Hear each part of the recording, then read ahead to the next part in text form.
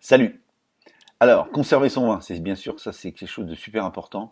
La condition idéale, cave enterrée, 12 degrés constants, humide, donc savoir 75, 80, beaucoup d'humidité, et un sol en terre battue.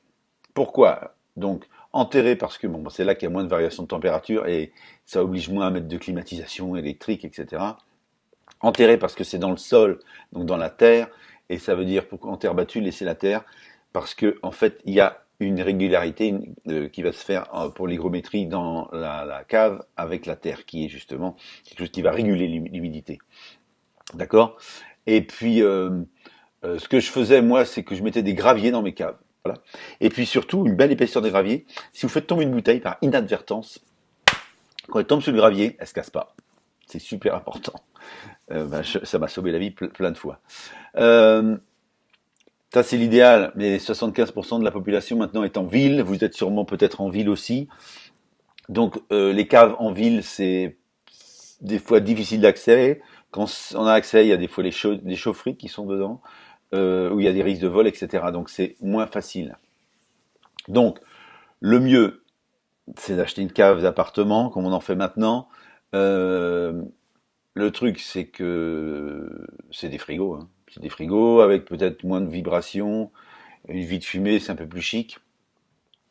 Si vous avez les moyens, vous pouvez en acheter, c'est parfait.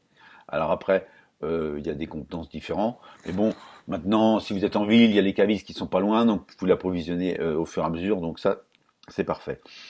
Si vous voulez pas en acheter ou si vous n'êtes pas forcément en ville, si vous êtes dans un lotissement avec un garage sans cave, ça aussi, ça peut arriver. Moi, ce que j'ai fait, ça m'est arrivé, j'ai des vieux frigos qui marchent, qui refroidissent plus trop.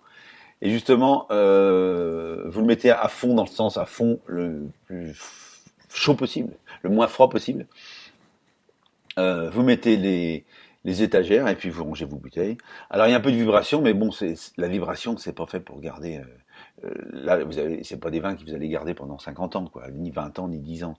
Donc ça permet de conserver, surtout maintenant avec les vins nature qui n'ont pas trop de soufre, voire pas du tout, le soufre qui est le conservateur du vin. Les vins nature n'en ont pas, donc ça permet d'avoir une température régulière, surtout c'est important, hein, pour ne pas avoir de grosses variations de température. Il faut mieux être à 15 toute l'année, vous savez, que de passer de 8 à 16, vous voyez. Donc 15 toute l'année, même si ça vous paraît trop chaud, mais ça abîmera moins le vin que la variation.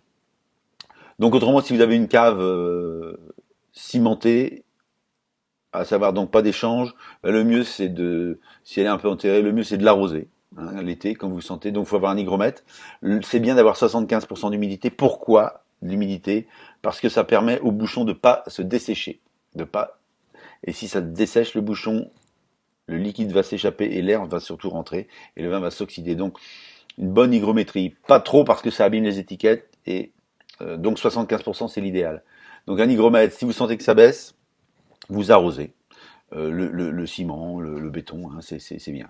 Donc je vous ai dit pour la température, le 12 est l'idéal, mais le mieux c'est pas de variation. La lumière, pas trop, voire pas du tout, juste quand vous y allez. Hein. Et puis les graviers, je vous ai dit tout à l'heure, c'est important. Important aussi, c'est l'aération. Faut pas que ça soit une pièce fermée, close. Il faut de l'aération.